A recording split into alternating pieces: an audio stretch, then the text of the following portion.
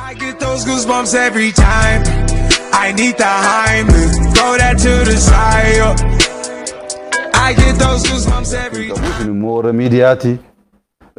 Kanaan dura akka carraatee abbaa koos dubbistaniittu biyyi koo fagoo miti. Deemtanii ollaa koo maatii koo uummata na guddise gaafachuu dandeessu. Oromummaa namni naa kennus narraa fudhachuus hin danda'u jechuun barbaada. Tole Dooktar mee sabboonummaan isiniif maali?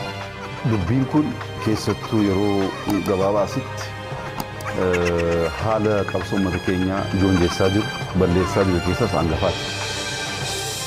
Sabboonummaan gaafa hojiin sii kennamu dirqamni sii kennamu harka kee qulqulluu goote hattummaa tokko malee keessoo kee qulqulluu goote uummata kee halkanii guyyaa gaafa joortudha. Uummanni kun siyaasni isaa jijjiiramuu qaba. Dinagdeen isaa jijjiiramuu qaba. Haalli jireenya isaa jijjiiramuu qaba.